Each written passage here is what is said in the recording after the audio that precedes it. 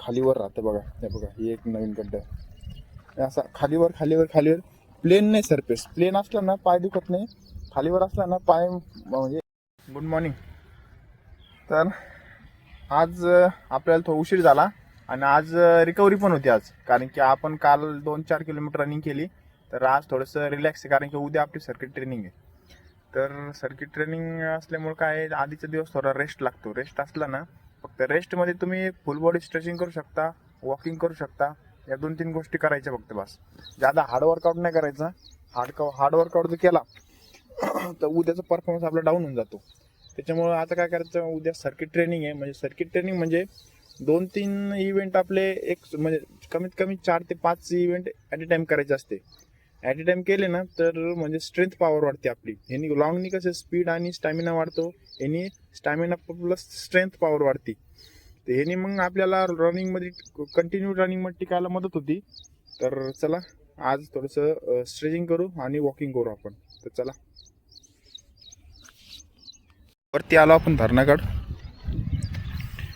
धरण आहे बघा, हे आपले ट्रॅक आहे. या ट्रॅकवर एक प्रॉब्लेम काय माहिती का, हे रस्ता आहे ना, इथं गाड्या बिड्या पहिले जात होत्या पहिले, आता एवढं जात नाही. तर ह्यानी काय झालं, आता रस्ता थोडासा खालीवर झाला, एकदम प्लेन नाही राहिला. पहिले तर गाड्या जवळजवळ प्लेन झालता, आता जास्त कोणी येत नाही म्हणून खालीवर आहे. त्याच्यामुळे काय रनिंगमध्ये पाय थोडासा ट्विस्ट व्हायची शक्यता असते. हे बघा हिला अशी गड्डे आहे, थोडेसे अशी गड्डे राहते, थोडंसं खालीवर राहते बघा. हे बघा ही एक नवीन गड्डा आहे. असा खालीवर खालीवर खालीवर प्लेन नाही सरफेस. प्लेन असला ना पाय दुखत नाही, खालीवर असला ना पाय म्हणजे इंजरी व्हायची चान्सेस जास्त असते. त्यामुळे थोडंसं पाय बघून टाकणं लागतं इथं. हे मेन गोष्ट आहे.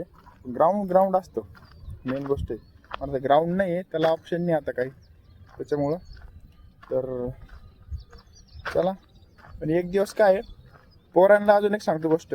पोरांना काय वाटतं, रनिंग डेली आपण आज रनिंग नाही झाली, काल 4 दिवस रनिंग मस्त चालत्या. पण एक गोष्ट सांगतो, डेली रनिंग पण एवढं गरजेचं नाही, कारण रिकव्हरी सगळ्यात मेन गोष्ट आहे.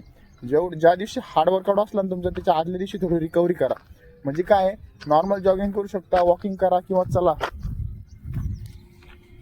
चला ना. नाहीतर काय फुल बॉडी स्ट्रेचिंग करायची. ह्याने काय होतं, पूर्ण बॉडी रिलॅक्स होती. आणि आदल्या दिवशी काय करायचं, आज संध्याकाळी त्याला ही मालिश करायची. आज मालिश केली तर काय होतं, पुन्हा पाय फ्री होऊन जातो.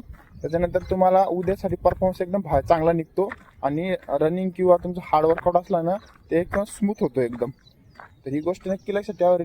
रिलॅक्स ही पण सगळ्यात मेन गोष्ट आहे. जेवढा हार्ड वर्कआउट आहे तेवढा बॉडी रिलॅक्स करणं, रिकव्हरी करणं, ते पण सगळ्यात मेन गोष्ट आहे.